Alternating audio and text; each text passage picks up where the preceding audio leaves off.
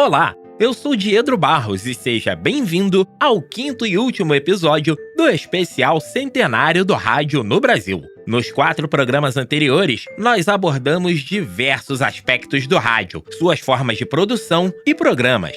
Falamos da história, da música e da dramaturgia, além dos programas de auditório, do jornalismo, do futebol e dos talk shows. E agora, na reta final de nossa viagem, chegou a hora de responder. O que fez dar tão certo o casamento entre o público e o rádio no Brasil? Uma tecnologia baseada em inventividade, em tentativas e erros, em inovação. Mais do que uma ferramenta tecnológica, que consiste na transformação de impulsos elétricos em ondas sonoras, o rádio se tornou um veículo de integração e interação social. E, desde o século XX, molda usos, costumes e dita modas, passando pela época de ouro e até a chegada de novas tecnologias que transformaram o veículo. O rádio sempre exerceu um fascínio na população. E graças à tecnologia, o rádio hoje deixou de ser aquele aparelho de enfeite das salas.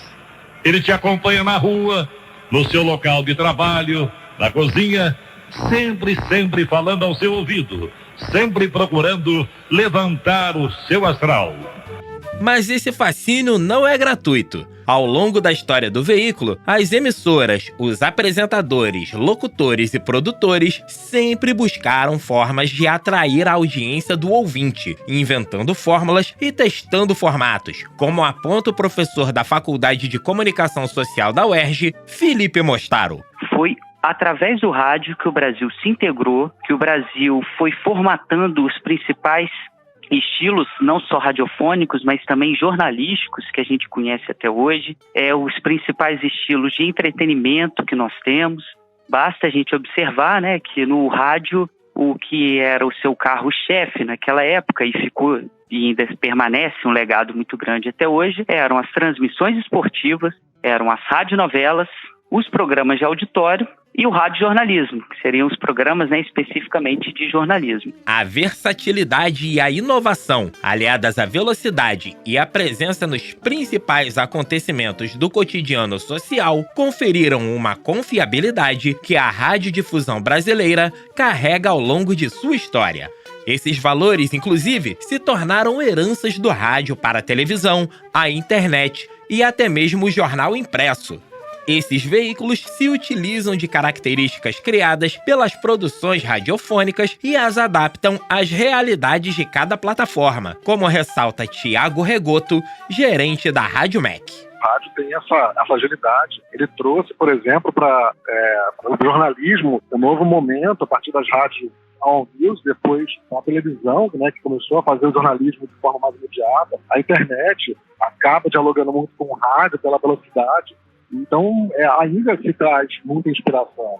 Hoje, os podcasts são febre, bebem um pouco nessa linguagem do rádio. O rádio nunca morre, o rádio vai se reinventando e ele faz sempre parte da vida das pessoas. Outro ponto importante para analisar a relação entre o rádio e seus ouvintes está relacionado ao veículo ter sido a primeira ferramenta de mídia de massa no Brasil. A utilização política do rádio, aliada às técnicas de atração das atenções, tornaram a radiodifusão uma prática agregadora de diversos nichos culturais, sociais e geográficos. A integração nacional através das ondas do rádio, prática utilizada principalmente nos anos de 1930 e 1940, criou bases para consolidar o público de rádio no país. Esse fenômeno sofreu adaptações com a convergência das mídias e o surgimento dos produtos sob demanda, como exemplifica Felipe Mostaro.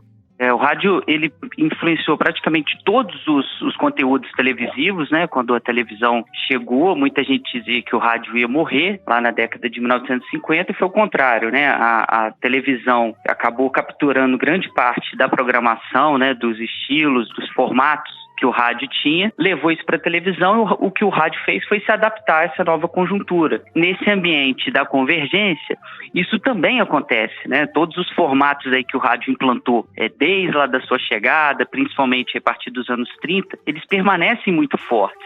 Mesmo com vários aspectos apontando para a fidelização do público de rádio durante a história do veículo, existe um ponto principal que converge todas essas análises sobre o porquê do ouvinte ser tão apegado, tão fiel aos programas e às emissoras. E a explicação mais evidente para isso é a qualidade. Um programa de rádio pode ser construído de maneira simples, com formatos bem conhecidos, mas para que o ouvinte se interesse e se torne consumidor assíduo, é fundamental que a produção seja bem redigida, bem montada e bem ilustrada. Paula Freitas, assistente de produção da Rádio UERJ, aborda a experiência de produzir conteúdo radiofônico buscando a qualidade. Eu acabei aprendendo um pouco de tudo aqui na rádio e eu acho que a gente tem que realmente valorizar esse veículo e tentar mudar, tirar esses preconceitos de que o rádio é uma coisa antiga. Essa ideia de que o rádio chega nos assuntos, nos temas de uma maneira muito rápida,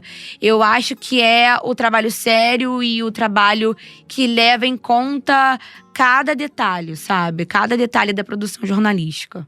A criação e o reforço de boas práticas, fazendo com que uma produção de rádio agregue diversão, informação, cultura e conhecimento, é fundamental para que o ouvinte seja envolvido pela experiência de consumo do rádio, conforme exemplifica Felipe Mostaro. Toda vez que a gente fizer o rádio, não só com amor, mas também com um lado reflexivo bem forte, pautado numa apuração bem precisa e bem focado na credibilidade, que é algo fundamental para o jornalismo, a gente vai ter uma qualidade. A potencialidade da radiodifusão como ferramenta de comunicação se expande ainda mais se levarmos em conta as possibilidades de oferecer o rádio em várias plataformas. Ao mesmo tempo em que uma rádio exibe sua programação em broadcast, com programação linear e definida, que é acompanhada pelo ouvinte como uma companheira de seus afazeres domésticos, os conteúdos sob demanda, que são oferecidos pela internet, transformam a experiência de consumo do rádio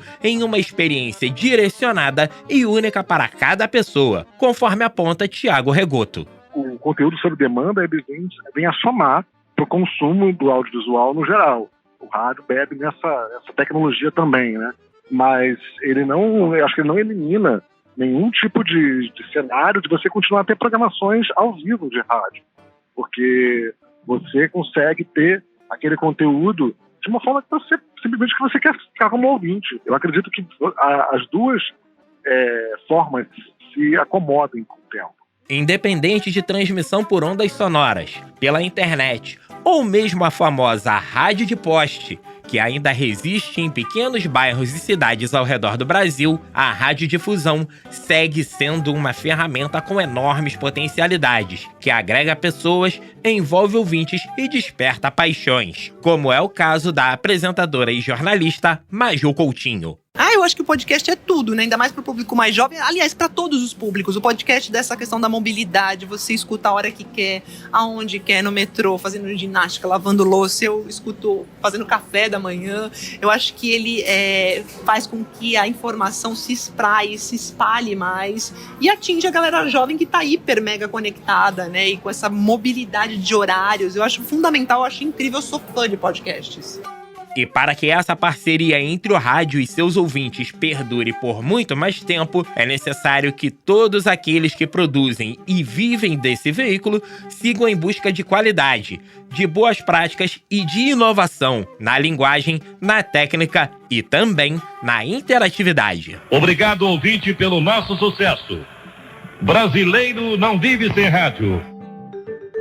O especial Centenário do Rádio no Brasil conta com a produção de Diedro Barros, em conjunto com a Rádio UERJ. Realização CTE, Centro de Tecnologia Educacional da Universidade do Estado do Rio de Janeiro.